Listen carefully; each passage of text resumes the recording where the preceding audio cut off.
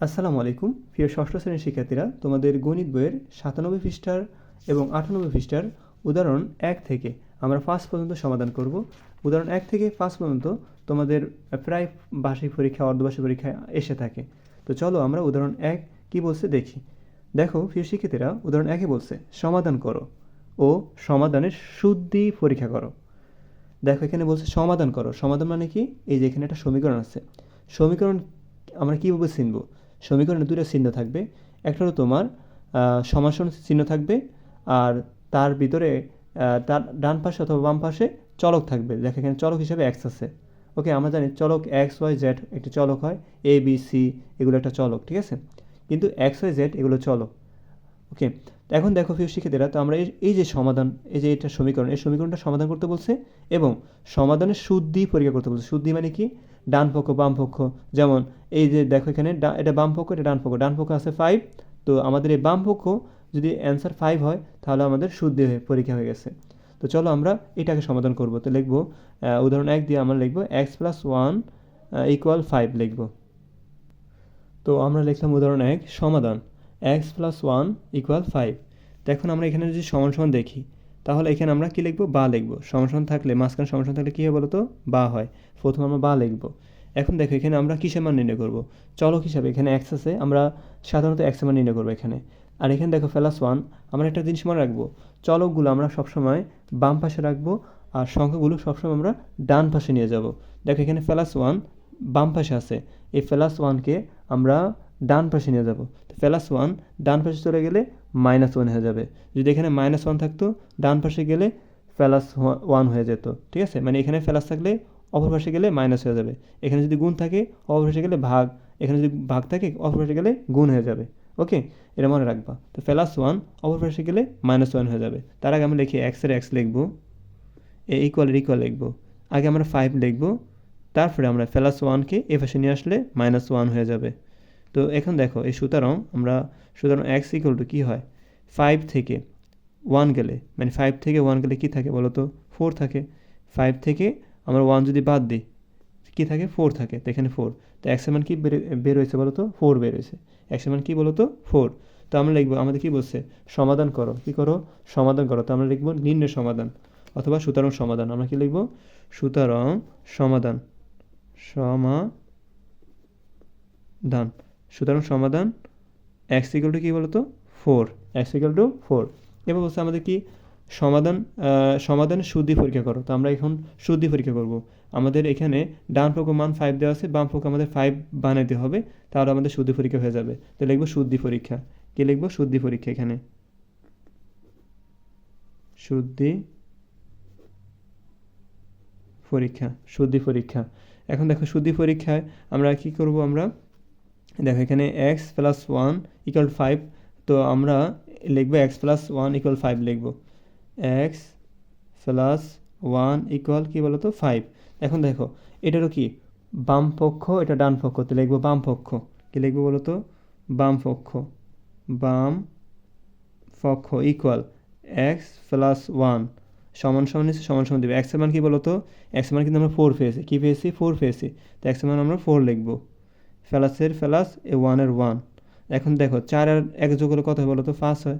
4 আর 1 যোগ করলে কত হয়? 5 হয়। তো আমাদের দেখো এখানে বাম পক্ষ 5 পেয়েছি, আর এখানে ডান পক্ষ কত বলো তো? 5। তো আমরা লিখবো সুতরাং ডান পক্ষ। কী লিখবো? ডান পক্ষ ইকুয়াল টু কী বলো তো? 5। দেখো বাম পক্ষ 5 পেয়েছি, ডান পক্ষ 5 পেয়েছি, তাহলে আমাদের কি সমাধান শুদ্ধি হয়েছে না? তাহলে আমরা লিখবো সুতরাং সমাধানটি শুদ্ধি পরীক্ষা হয়েছে। তাহলে আমরা লিখব সমীকরণটি সমাধান শুদ্ধি হয়েছে। সমীকরণটি সমাধান শুদ্ধ হয়েছে অথবা শুদ্ধি হয়েছে, যেটা বলো তুমি। তো এখন দেখো, তো আমরা সমাধান শুদ্ধ করে ফেলেছি, তো আমাদের উদাহরণ 1 কমপ্লিট।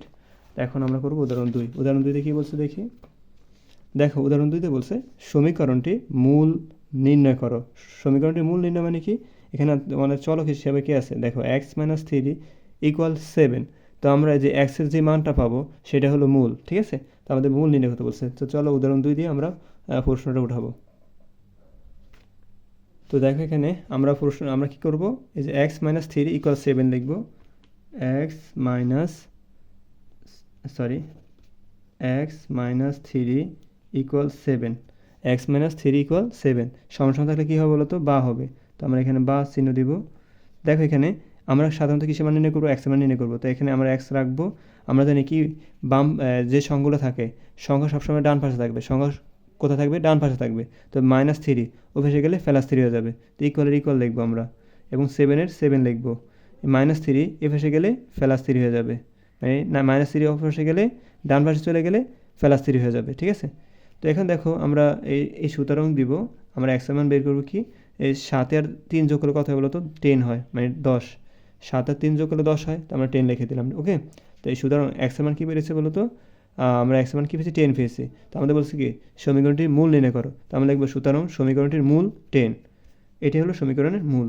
তাহলে লিখবো আমরা সুতরাং সমীকরণ 10। আসলে তোমরা বুঝতে পেরেছো সমীকরণের মূলটি কি 10। তারপরে দেখো উদাহরণ 3। উদাহরণ 3 কী বলছে, সমাধান করো 2z + 5 2z + 5 ইকুয়াল 15। তো এটাকে আমাদের সমাধান করতে বলছে, তো আমরা সমাধান করব।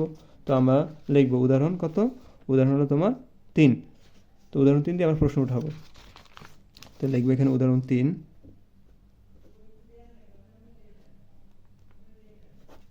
কি বলছে আমরা 2z + 5 2z + 5 তারপরে কি বলছে ইকুয়াল 15 তো আমরা এখানে সমান থাকলে কী হবে বলো তো, বা হয়। তো আমরা এখানে বা লিখব।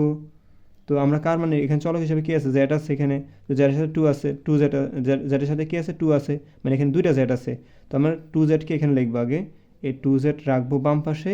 আর এখানে দেখো +5 এটা অপর পাশে পাঠিয়ে দিন, কারণ সংখ্যা কখনো আমরা বাম পাশে রাখবো না, ওকে। তো +5 অপর পাশে গেলে কি -5 হয়ে যাবে। তো ইকুয়াল দিব, এই 15-এর 15 লিখবো। +5 এ পাশে গেলে -5 হয়ে যাবে।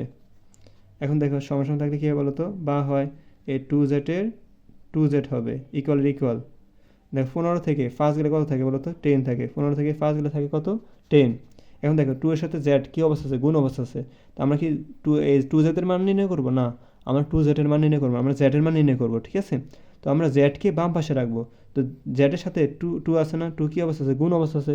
এই 2-র সাথে z গুণ অবস্থা আছে, 2কে অপর পাশে গেলে পাঠালে ভাগ হয়ে যাবে, কারণ গুণ এক পাশ থেকে অপর পাশে গেলে ভাগ হয়ে যায়। তো আমরা কি লিখবো, বা লিখবো। আমরা z রেখে দিব, আর জেডের সাথে 2 গুণ আছে, 2 যদি অপর পাশে পাঠিয়ে দিই ভাগ হয়ে যাবে। তো 10 থাকবে উপরে, নিচে থাকবে 2। তো সুতরাং z ইকুয়াল টু কি 10কে 2 দ্বারা ভাগ করলে কত হয় 5 হয়। তো আমরা z ইকুয়াল টু কী পেলাম বলো তো, z ইকুয়াল টু 5 পেলাম আমরা। তো সুতরাং এটাই উত্তর, z এর মান হলো 5, ওকে। তো তারপরে দেখো আমাদের উদাহরণ 4 নাম্বার কী বলছে, উদাহরণ 4 নাম্বার বলছে যে 5 - x = 7, এটা সমাধান করতে বলছে। তো চলো আমরা এটা সমাধান করব। তো আমরা উদাহরণ 4 দিয়ে লিখব, এখানে করি উদাহরণ 4। উদাহরণ 4-এ কী বলছে, 5 - x = 7, ওকে। খুব সহজ অঙ্ক। সমান থাকলে কী হবে বলো তো, বা হয়। এখানে আমরা বা লিখব। দেখো আমরা কিসের মান নির্ণয় করব, x এর মান নির্ণয় করব। তো -x আমরা রেখে দেবো এখানে, ঠিক আছে। এই সমান দিব। তো আমরা জানি যে এখানে কি আছে 5 আছে, এই 5টা কিন্তু কিছু না থাকলে ফেলাস আছে, কিছু না থাকলে কোনো চিহ্ন না থাকলে মনে করবো তোমরা এটা ফেলাস আছে, মানে ফেলাসে আছে। তো এখানে +5, এই +5 আমরা অপর পাশে নিয়ে যাব। +5 অপর পাশে নিয়ে গেলে -5 হয়ে যাবে। তাকে আমরা 7-এর 7 লিখব। আর এই +5 এসে গেলে -5 হয়ে যাবে। এবার আসো সমান থাকলে কী হবে বলো তো, বা হয়। এই -x এর -x হবে ইকুয়াল। দেখো এখানে 7 থেকে যদি আমরা -5 বাদ দিই, মানে 7 থেকে যদি আমরা 5 বাদ দিই, কত থাকে বলো তো 2 থাকে। তো এখানে 2 লিখলাম। তো এখানে দেখো -x এর মান 2, -x এর মান কী হয়েছে বলো তো 2 হয়েছে। কিন্তু আমরা দেখো আমরা কি -x এর মান বের করব না, শুধু x এর মান বের করব। আমরা শুধু x এর মান বের করব। তো এই x-কে যদি এই মাইনাসকে যদি ব্যানিশ করতে হয়, তাহলে আমাদের কী করতে হবে, উভয় পক্ষকে -1 দ্বারা গুণ করতে হবে, উভয় পক্ষকে -1 দ্বারা গুণ করতে হবে। দেখো এখানে আমরা -x এর মান বের করবো না, আমরা শুধু x এর মান বের করবো, ঠিক আছে। তুমি যত অঙ্ক করবা -x এর মান কখনো বের করতে পারবা না, -a এর মান কখনো বের করতে পারবা না, এর মান বের করতে হবে, ঠিক আছে। মানে ফেলাস এর মান বের করতে হবে, ফেলাস x এর মান বের করতে হবে, এরকম, বুঝছো। তো এখন দেখো তুমি -x এর মান বের করতে পারবে না। তো এই এই মাইনাসকে ব্যানিশ করতে হলে তাহলে তোমার কী করতে হবে, উভয় পক্ষকে 1 দ্বারা গুণ করতে হবে, -1 দ্বারা গুণ করতে হবে। তো সমান থাকলে বা লিখবো আমরা। তো এই মাইনাস এক্সকে আমরা -1 দ্বারা গুণ করব। তো -1 দ্বারা গুণ করব। তো গুণ মানে হলো ব্র্যাকেট, গুণ আর ব্র্যাকেট একই কথা। তো আমরা এখানে ব্র্যাকেট দিই, আর এখানে কী লিখবো, -x লিখবো, ব্র্যাকেটের ব্র্যাকেট, এই ইকুয়াল হবে। এখানে আমরা -1 দ্বারা গুণ করব। তো -1 গুণ কী বলো তো 2, ঠিক আছে।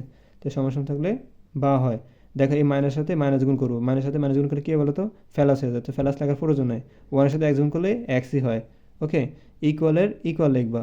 দেখো এই -1-এর সাথে 2 গুণ করলে -2 হয়, কী হলো তো -2 হয়, কী হয় -2 হয়। আবার বলতেছি, এখানে আমরা কখনো x এর মান বের করবো না, আমরা শুধু x এর মান বের করবো। তো এই মাইনাসকে ব্যানিশ করতে হলে এই পাশ দোনো পাশে -1 দ্বারা গুণ করতে হবে। তো আমরা কী করবো, -1 দ্বারা উভয়কে গুণ করবো।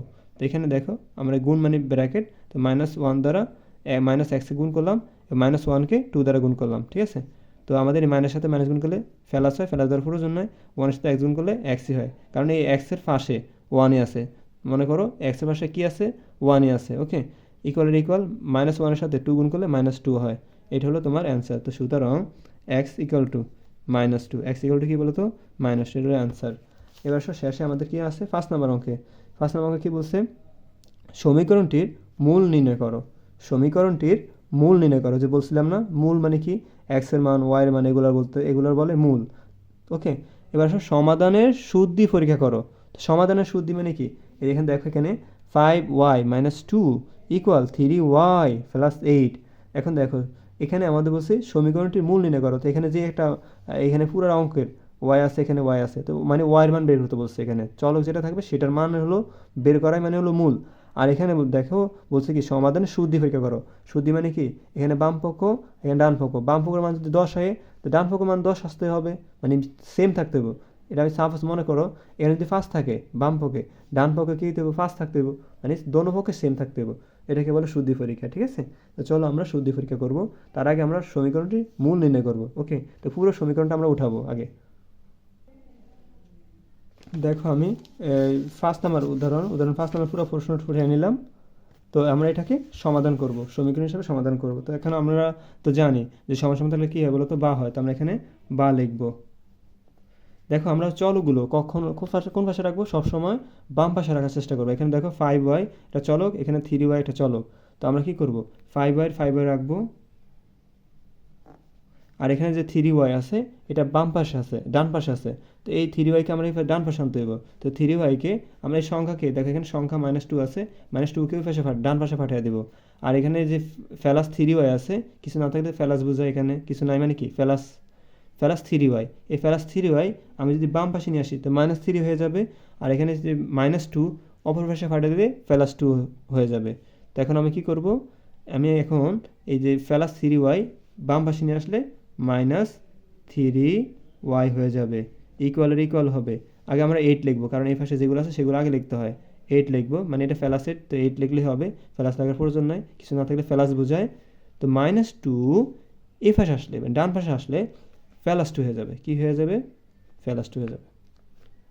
এখন দেখো সমস্যা থাকলে কী হবে বলো তো, বা হয়। এখন দেখো এই ফার্স্টটা ওয়াই, এখানে কয়টা ওয়াই বলো তো, ফার্স্টটা ওয়াই, এখানে কয়টা ওয়াই বলো তো, 3টা ওয়াই। ফার্স্টটা ওয়াই থেকে 3টা ওয়াই তুমি বাদ দিবা। 5টা ওয়াই থেকে 3টা ওয়াই বাদ দিলে কত থাকে, 2টা ওয়াই থাকে। তো আমরা লিখবো 2y, কয়টা থাকে 2y, ইকুয়ালের ইকুয়াল। 8 আর 2 যোগ করলে কত হয়, 10 হয়। কত হয়, 10 হয়। এখন দেখো এই 2 এর সাথে ওয়াই গুণ আছে, আমরা ওয়াই মান বের করবো। সাধারণত কী মান বের করবো, ওয়াই মান বের করবো। তো আমরা কি লিখবো, সমস্যা থাকলে বা হয়। তো আমরা 2 এর সাথে ওয়াই গুণ আছে, আমরা ওয়াই রেখে দিব।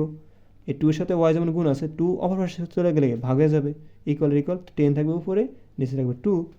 সুতরাং ওয়াই ইকুয়াল টু 10কে 2 দ্বারা ভাগ করলে কত হয়, 5 হয়। তো ওয়াই মান কি পেয়েছি, আমরা 5 পেয়েছি। দেখো এখানে ওয়াই মান কি পেয়েছে, 5 পেয়েছে। এখন আমরা কি করব, এখন আমরা আমরা কী পেয়েছি, সমীকরণ মূল নির্ণয় করতে বলছে। তো আমরা লিখবো সমীকরণটির মূল হলো 5, এতটুকু লিখবো আমরা। সুতরাং সমীকরণটির মূল হলো 5।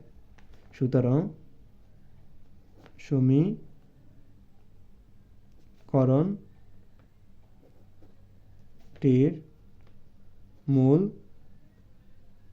5। আশা করি বুঝতে পেরেছ। তারপরে আমাদের কি বলছে, সমাধানের শুদ্ধি পরীক্ষা করো। সমাধানের শুদ্ধি পরীক্ষা করো। তো আমরা লিখবো শুদ্ধি পরীক্ষা। তো আমরা শুদ্ধি পরীক্ষা করব। শুদ্ধি পরীক্ষা। এখন আমরা শুদ্ধি পরীক্ষা করব। তো পুরো এই সমীকরণটা আছে, পুরো সমীকরণটা আমরা এখানে লিখব। ওকে, তো আমরা লিখব 5y - 2 = 3y + 8। এখন দেখো এটা কি পক্ষ? এটা হচ্ছে তোমার বাম পক্ষ। তো আমরা আগে বাম পক্ষ লিখব, বাম পক্ষ করব। বাম পক্ষ সমান সমান দিবা। এখানে কি আছে? 5y 5y লিখবা, -2 এর 2 লিখবা, ঠিক আছে? সমান সমান দাও। এখানে দেখো এই 5y, এটা y, বুঝছো? এই 5 এর 5 লিখবা, 5 এর সাথে y গুণ আছে, গুণ চিহ্ন দিবা, ঠিক আছে? y এর মান কত বলো তো? দেখো y এর মান কিন্তু আমরা 5 পেয়েছি। তো y এর মান আমরা কি লিখবো? 5 লিখবো। মাইনাসের মাইনাস, 2 এর 2। দেখো গুণের কাজ আগে না বিয়োগের কাজ আগে? গুণের কাজ আগে। তো 5 5 কত? 25, 5 5 25, আর এই বিয়োগের বিয়োগ, এই 2 এর 2, ঠিক আছে? তো 25 থেকে 2 বাদ দিলে কত থাকে বলো তো? 23 থাকে।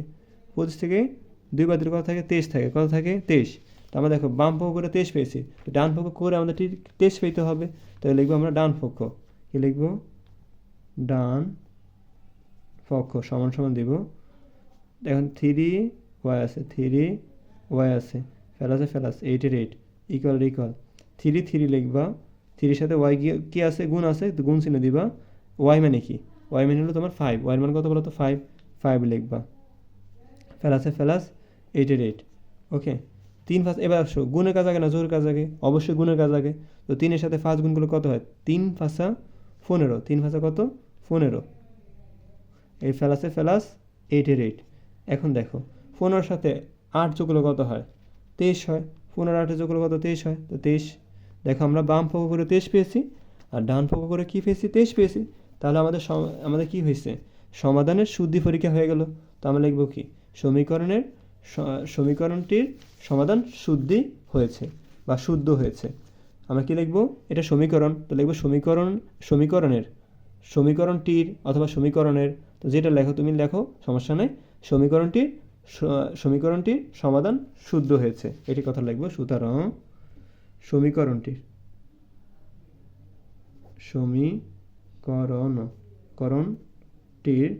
সমাধান